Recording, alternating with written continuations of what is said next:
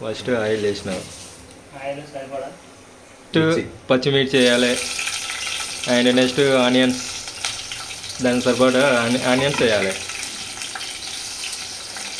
ఒక ఆనియన్స్ వేయాలి నెక్స్ట్. ఆ తర్వాత స్పూన్తో ఇక్కడ మంచిగా కలుపు. ఒక బ్రౌన్ కలర్ వచ్చే వరకు మంచిగా నీట్గా కలుపు.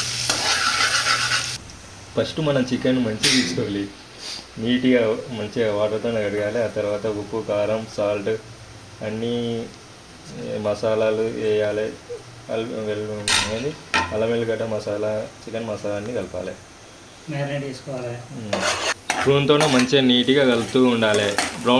ఆనియన్స్ బ్రౌన్ కలర్ వచ్చే వరకు మంచిగా కలుపుతూ ఉండాలి. నెక్స్ట్ అల్లం వెల్లిపాయ మసాలా వేయాలి. వేసి మంచిగా నిదానంగా కలుపుతూ ఉండాలి.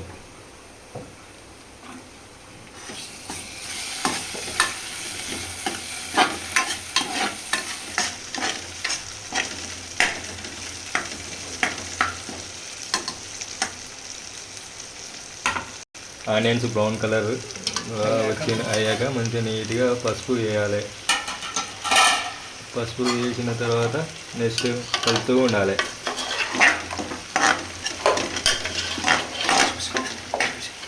నెక్స్ట్ చికెన్ అప్లై చేయాలి.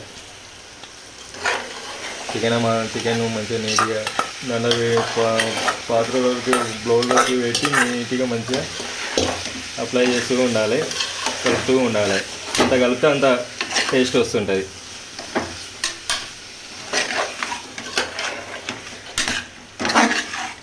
మనం ఎంత నీట్గా మంచిగా స్లో కలుపుతూ ఉండాలి.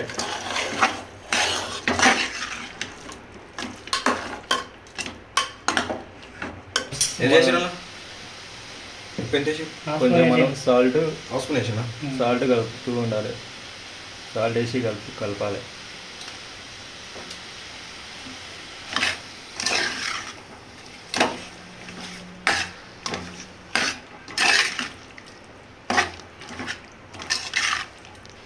అప్పుడు నెక్స్ట్ ప్లేట్ మీద మూత, బౌల్ మీద క్యాప్ పెట్టాలి.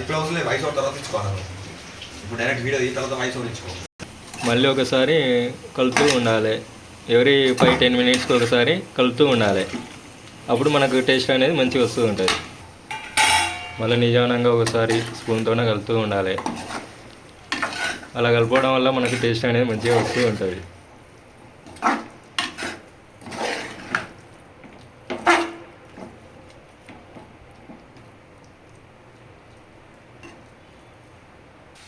మళ్ళీ నెక్స్ట్ ప్లేట్ తీసి మళ్ళీ నిదానంగా కలుపుతూ ఉంటే మనకు టేస్ట్ అనేది బాగా వస్తూ ఉంటుంది.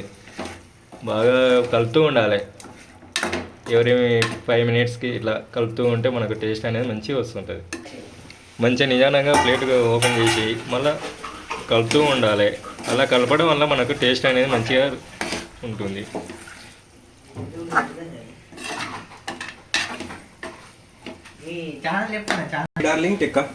నిదానంగా కలుపుతూ ఉండాలి. అట్లా కలపడం వల్ల మనకు టేస్ట్ అనేది మంచిగా వస్తూ ఉంటుంది. ఆయిల్ బాగా తేలుతూ ఉంది. సో నిదానంగా కలుపుతూ ఉండాలి. కర్రీ రెడీ అయిపోయింది. ఒకసారి మంచిగా కలిపి నీట్గా కంప్లీటెడ్. దిస్ ఈజ్ ఉల్వకాయ గ్రేట్ కర్రీ.